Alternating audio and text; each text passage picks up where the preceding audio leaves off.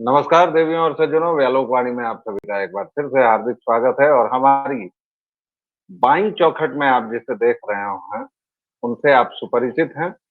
प्रारब्ध के संपादक अवनीश पीएन शर्मा जी। इनका एक अतिरिक्त परिचय है कि ये हमारे बड़े भाई हैं, अग्रज हैं। भाई साहब, आपका बहुत बहुत स्वागत है व्यालोकवाणी पर। व्यालोक जी, बहुत बहुत प्रणाम। नमस्कार आपके सभी दर्शकों को, राम राम जी सर। और ये मैंने चालाकी इसलिए बरत दी इनसे कि अब मैं इनके पास फूल, चंदन, अक्षत और अक्षत पियरा वाला चावल, पीले रंग से हल्दी से रंगा हुआ चावल, और चूंकि मिथिलांचल में हूं अभी, तो एक पाग, एक बढ़िया अंग वस्त्रम और गले के हार के साथ भाई अवनीश जी का बहुत बहुत स्वागत। और आज बात उत्तर प्रदेश की। बिहार में चुनाव है, लेकिन बात मैं उत्तर प्रदेश की करूंगा। क्यों करूंगा? ऐसा इसलिए करूंगा क्योंकि शायद गोरक्ष पीठ के पीठाधीश्वर योगी आदित्यनाथ ने वह राह दिखाई है जो पिछले 1200 वर्षों से सनातन खोज रहा था। मजे की बात यह है कि योगी आदित्यनाथ के परम परम गुरु जो थे गोरक्षनाथ, उन्होंने भी अपने समय में कुछ इसी तरह से मोहम्मदवाद का मुकाबला किया था। आज भी आप देखेंगे कि बहुतेरे पसमानदा जो मुसलमान होते हैं वो गोरक्षनाथ पीठ के मंदिर के, गोरखनाथ मंदिर के आसपास, यहाँ तक कि मंदिर में भी कुछ दुकानें उनकी पाई जाती हैं। 20 साल पहले तक तो बहुत ज्यादा संख्या में थे। इस बीच जब सौंदर्यीकरण हुआ है, सुधार हुआ है, तो बहुत सारी दुकानें हटी भी हैं, बहुत सारा इंक्रोचमेंट हटा है। लेकिन सनातन की ये मूलभूत समस्या रही है कि वह अब्राह्मिक पॉलिटिकल थॉट से कैसे निपटे, क्योंकि सनातन में ऐसा कुछ है ही नहीं कि आपकी गर्दन पर तलवार रख दी जाए या सेवा के छुरी से आपको हलाल कर दिया जाए, जिबह कर दिया जाए और कहा जाए कि आ जाओ, काली कनातों के इस मेले में तुम भी शामिल हो जाओ। योगी आदित्यनाथ ने सीधे तौर पर पहली बार इतने बड़े प्रदेश के मुख्यमंत्री, इतनी ज्यादा जनसंख्या के एक तरह से मालिक, हुक्मरान, सबसे बड़े प्रदेश के मुख्यमंत्री ने यह कहा सीधे तौर पर। उन्होंने राजनीतिक इस्लाम, पॉलिटिकल इस्लाम की बात की। हालांकि मैं ये मानता हूं कि इस्लाम कहते ही वो पॉलिटिक्स ही है, टोटल पॉलिटिक्स है। और उन्होंने इस विषय पर इतना खुलकर और इतना साफ साफ कहा है। विशेष जानकारी के लिए हम लोग चलेंगे अवनीश जी के पास। क्या आपको लगता है सर कि इस्लाम से निपटने का फॉर्मूला योगी जी ने दे दिया है? पॉलिटिकल इस्लाम से कैसे निपटा जाए, जिहादियों से कैसे निपटा जाए, जिहादियों की दवा कैसे की जाए, ये सब कुछ एक व्यक्ति योगी आदित्यनाथ ने दे दिया है। कैसे इस पर आप प्रतिक्रिया देंगे? कैसे इस पूरे मामले को देखने की हमारे दर्शकों श्रोताओं को सलाह देंगे? ओवर टू यू जी।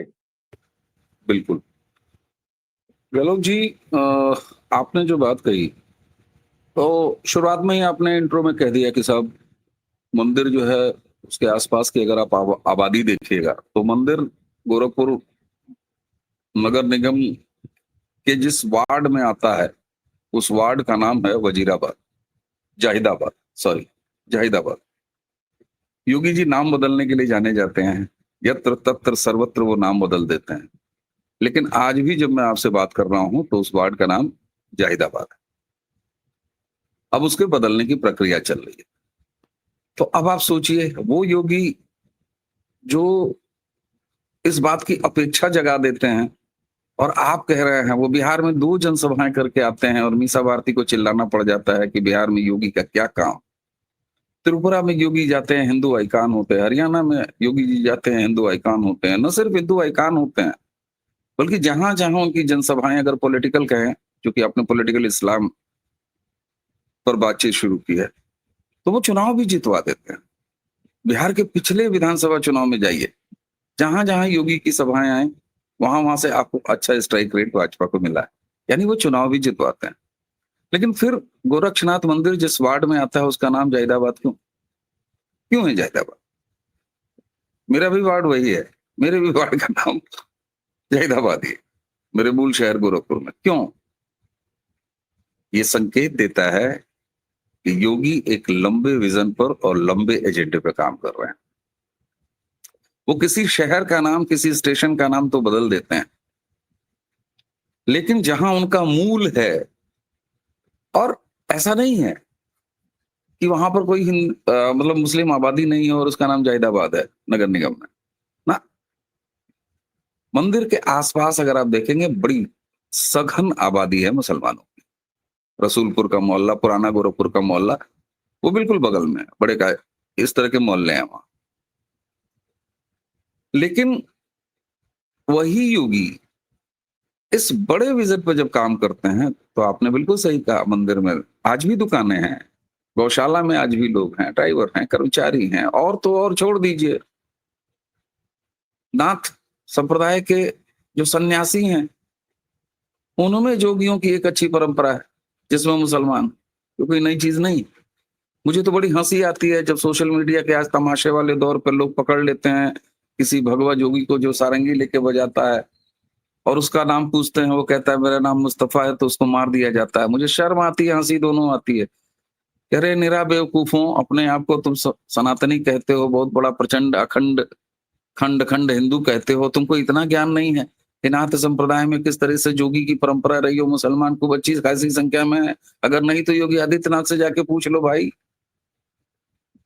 अब आते हैं, एक चीज आपको बताऊं, योगी पॉलिटिकल, आपने सही कहा, आप अक्सर कहते भी रहते हैं कि इस्लाम का मतलब पॉलिटिकल इस्लाम, और पॉलिटिकल एजेंडे के अलावा और कुछ है नहीं।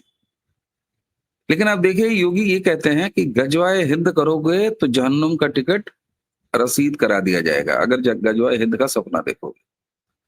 दूसरा, प्रैक्टिकल, एक तरफ एक आइडियोलॉजिकल चीज पर बात करते हैं कि अगर वो आइडियोलॉजी उठाए तो पटक के सुधार देंगे।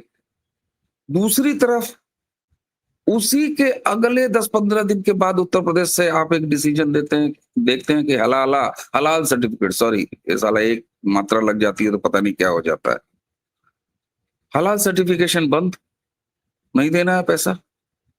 इसको क्या कहेंगे आप? एक साथ आइडियोलॉजिकल लड़ाई और उसी के साथ प्रैक्टिकल लड़ाई। योगी इन दोनों चीजों पे काम कर रहे हैं, वो सिर्फ बात नहीं कर रहे। और एक चीज और, जब मैंने कहा कि जाहिदाबाद उनके मोहल्ले का नाम है, आसपास सघन आबादी है मुसलमानों की, तो मैं जानबूझ के भूमिका बना रहा था अपनी इस बात को कहने का कि भैया, ये जो लोग कहते हैं खत्म कर दो, इनका इलाज कर दो, इनका तो बंदोबस्त हो जाना चाहिए, ये जो करोड़ों की संख्या है, इसको किस महासागर में हम डुबाने वाले हैं सर? इस समाधान के लिए क्या हम इन्हें अरब महासागर में लेके जाएंगे, हिंद महासागर में, प्रशांत में? कहाँ इनको डुबाएंगे? ये योगी जानते हैं, इसीलिए मंदिर जहां पर है उस वार्ड का नाम जाहिदाबाद है। ये जो खामखा के सपने जो नहीं हो सकते हैं और जो होने नहीं चाहिए, आप भारत के मुसलमानों का क्या करेंगे मुझे बताइए? कुछ लोग कहते हैं नहीं साहब, हमें कश्मीर तो चाहिए लेकिन एक भी वहां का आदमी नहीं चाहिए। अच्छा, आप ही पैदा हुए हैं, आप ही पैदा हुए हैं विलक्षण व्यक्ति, ये संभव है जी? नहीं संभव है।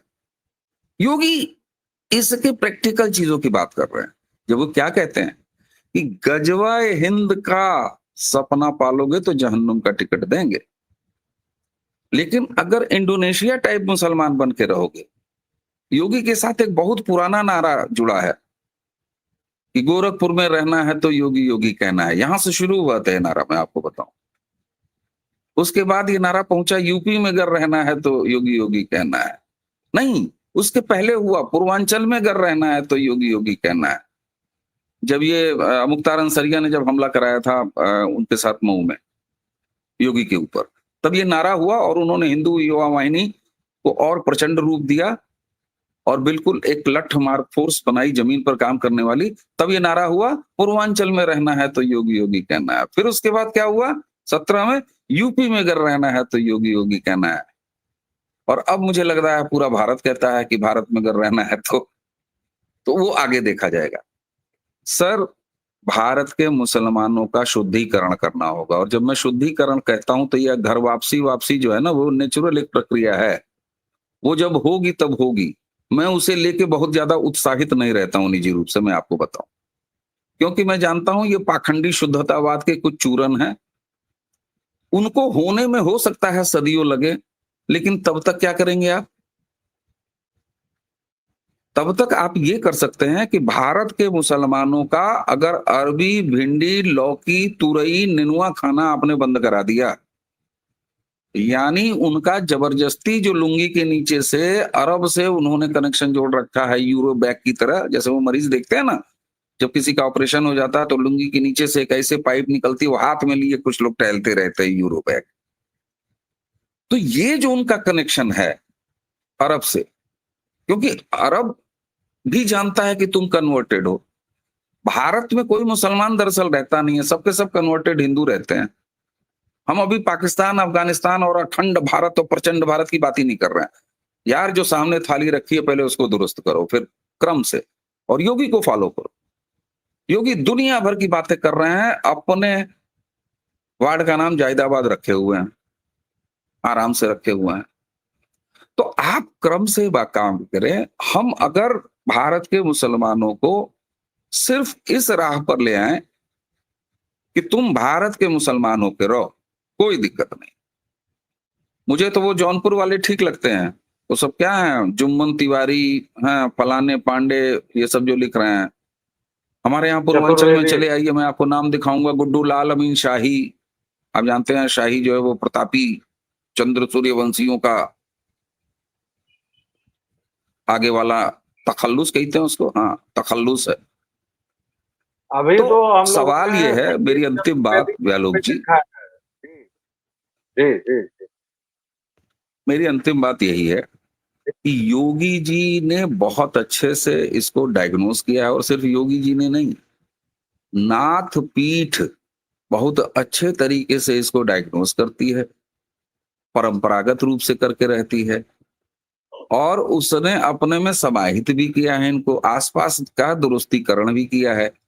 लेकिन योगी जी की परंपरा को ये अच्छी तरह पता है कि आप इनको उठा के किसी अरब महासागर या हिंद महासागर में दफन नहीं कर सकते, न ऐसा करना चाहिए।